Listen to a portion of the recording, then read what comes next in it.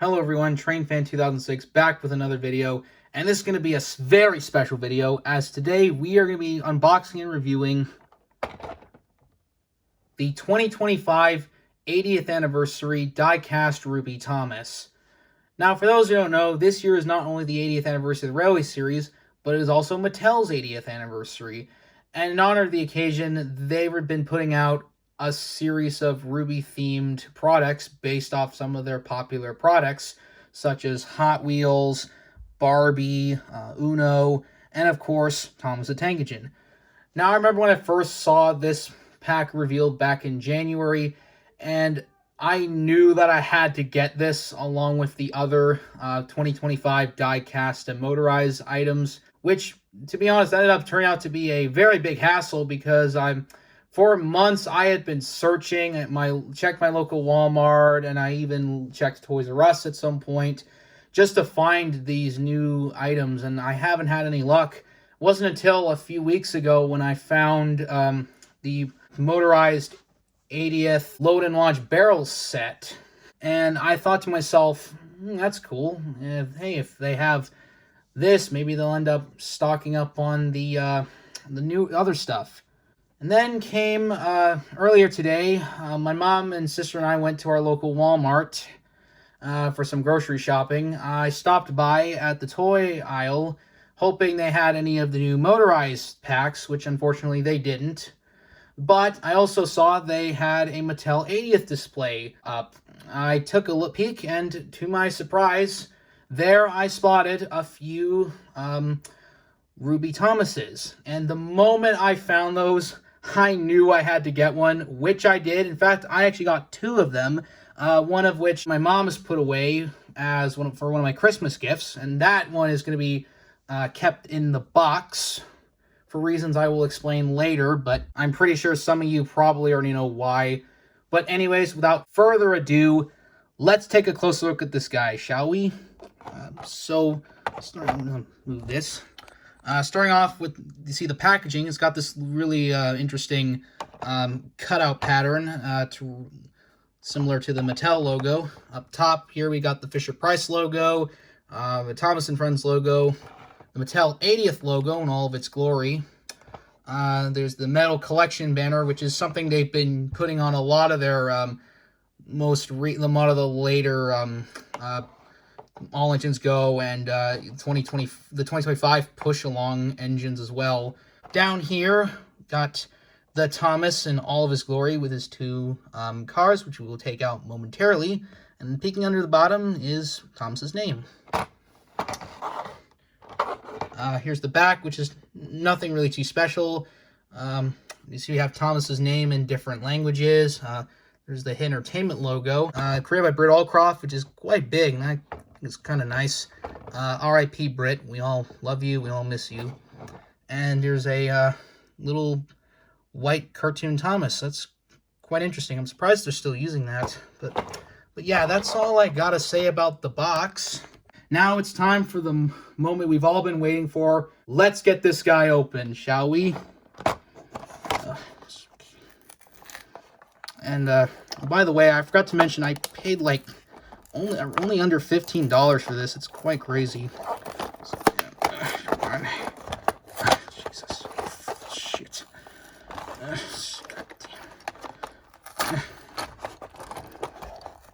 Okay, up. There we go.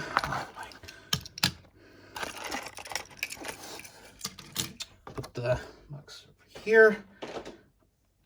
And, yeah. So, oh man, it's finally out of his box. And man, holy shit, this looks incredible. We're going to save the best for last. We'll start off with the mine cars. Now, as you can tell, these are the same as the All Engines Go mining cars, but which is kind of interesting. I quite like the metallic silver paintwork on these. Now, I should get this out of the way. Unfortunately, I've heard a lot of people say that the paint, the silver deteriorates on these, which is kind of sucks, honestly. I sure hope it doesn't happen to mine, but yeah, that kind of sucks. Yeah, and that's also one of the reasons why I got a second one. I do like the color scheme of silver and red. Also speaking, I'm surprised they're using the still have the All Engines Go smaller wheels here. It's kind of strange, especially since they made like smaller wheels, but oh well, who's complaining? There's the Ruby cargo. This looks really cool. I think they can removable. That one doesn't remove. This one, no, mine don't seem to be removable. But oh well. So, yeah, there's not much else to say about these, but look pretty nice. Yeah, there's those. Now move on to the main attraction. The reason I bought this pack. Here he is. The Thomas. And oh my god. I cannot believe that I'm actually holding this model out of its packaging. So starting off, the body design is fantastic. It looks just like how Thomas looks in the show. I swear that the designers must have had a lot of reference photos to make this, and I think they definitely pulled it off. There's this funnel. It's really nice. I love the return of effort put into the gap between Thomas's splashers and tanks, as well as the return of an actually good dome and not just a small lump. We have his whistles, which are actually painted and not just left unpainted. And also, I think they're separate pieces, and they're no longer, they're definitely not embodied to the cab. But speaking of the cab, we finally got the return of a actually good cab. No more are we stuck with blacked out, squished cabs, and this looks fantastic. We got his static side rods with a really cool silvery finish. It's a real treat to see side rods on a diecast Thomas again. I love how the wheels look. They really look like actual locomotive wheels. Pretty cool. In the front, you can see his face. I think that's an older, like, push-along face, but man, it just looks so good. Like, I wouldn't even tell because it looks different. Like, the eyes are a little bigger, and I think there's more white in the smile, and the eyebrows are placed differently. Like, I swear, this kind of gives me, like, Season 6 vibes with the face, with, like, the eyebrows were placed. You can see he has painted front buffers. It's nice to see those again, and shockingly, he has a headlamp. Yeah, usually you don't see those on regular Thomases. Usually those are on like Lights and Sounds or talking engines from like Take Along, Take and Play, and Adventures. But it was never really on the regular Thomas. In fact, the only other diecast Thomas I know that has a lamp that's actually on the running board rather than the splasher was like the Bandai Tech / Erdo Go Rail. Yeah, quite interesting. Here's the other side. And here's the back with the buffers, which aren't painted, unfortunately, but oh well. And he has a tail lamp, which also is unpainted, unfortunately, but it's really cool that they actually went the effort to give him a tail lamp. And I don't think I've ever seen a Thomas that actually had that, which is quite cool. Yeah, and of course, we cannot forget about this Thomas's unique feature, his shiny ruby red running board. On top, you can see his coal load, and at the bottom, you can see here's his name, and the chassis is copyright dated 2025. Yeah, this chassis is all new. It looks amazing. It's all I can say. It's a fantastic model. Now, there are some nitpicks I have, like the side rods. While they are cool, they do kind of stick out a bit. And I do wish that the wheels were placed further and have the splasher be like together, like, yeah. And then I kind of wish the back was painted, but oh well. Other than that, this is still a fantastic model. And yeah, that's all I really have to say about this Thomas. It's just fantastic. Also, I forgot to mention, I love how his eyes are placed, like he's looking to the side. Like if he has like get like an engine like Percy here, you can just talk to him. Like, that's kind of cool. So yeah, that's all I really have to say about this new Thomas. So for the rest of you, I thought, why don't we take a look and compare him to previous diecast Thomases that have been released over the years? And what better to start off than with one of the first ones, the Erdo Thomas. Now, this isn't the original one. This is the later version with the molded face.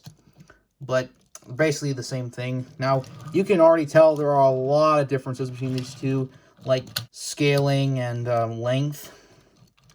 But yeah, it really is quite nice to see how the Thomas diecast range has really changed over the years. And also, this Thomas just so happens to have similar quirks to the this new one. You can see the cab door windows are pretty similar. And this Thomas also has side rods. And to be honest, I kind of like the placement of the Ertl ones better, to be honest. Though, again, I honestly think these, the new side rods just look more accurate. I just wish they were not really sticking out too much and placed in the middle like Ertl did. But, yeah, it's quite interesting. You can see the backs are different. This Thomas has no tail lamp, but has lining on the back, and this one does not. It has the tail lamp, so yeah, that's pretty cool. Next, we're going to compare him to the Take-Along Thomas. Of course, it's probably the most well-beloved model, and personally one of my personal favorites, Diecast Thomas. So right off the bat, you can see they are very different. The color of the blue is different. The details are different. The whistles are different. But yeah.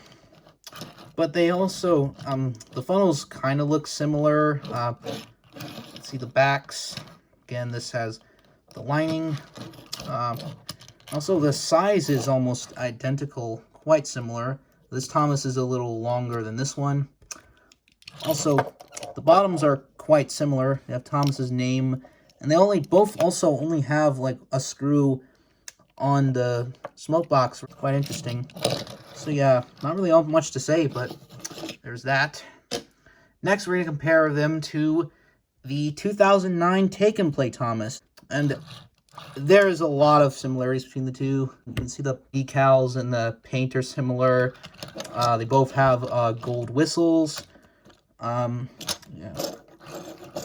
And they also both don't have lining, so that's that. And I guess the last one we'll compare them to is this thing, the original push-along Thomas from 2019. Now, man, I'm going to be honest, this Thomas has really cool variants, like the blooming, the snowplow, the rainbow, and the diamond. But you can't deny that this is not really a good Thomas. It's just, like, it's really a poor model. Like, I hate how they just reused the late Take and Play and Adventures body. You have that squished cab and the lumpy dome. Also, notice mine, the lining is really off here. The boiler lining is off. Yeah, the running board is really, the slope is pretty bad. But yeah. The one thing I'll get positive, Thomas, is the face and smoke box. They saved this model, to be honest. So yeah, comparing the two, you can really see this Thomas being a massive improvement from this one. And I think I was right. The faces are quite similar, but also different. Yeah, they are together. So, there's that. And as an added bonus, I thought, why don't we put him next to the All Engines Go Thomas? I think he's kind of put an impact on the new 2025 models. You can see they both have painted buffers. The only difference is that the All Engines Go one has both sides of buffers are painted, whereas the newer ones just don't. But yeah, it's quite interesting.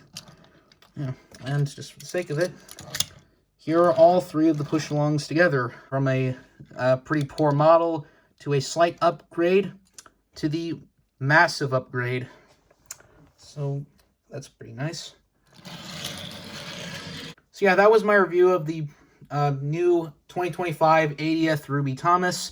For ranking, I'd definitely give this a solid 9.5 out of 10. There are a few nitpicks here and there, but overall, this is a fantastic model, and I highly recommend you guys pick this up if you haven't already, but just make sure you get two to keep one new in the box. So yeah, thank you guys so much for watching this video. Like, comment, subscribe if you haven't already, and I will see you all next time.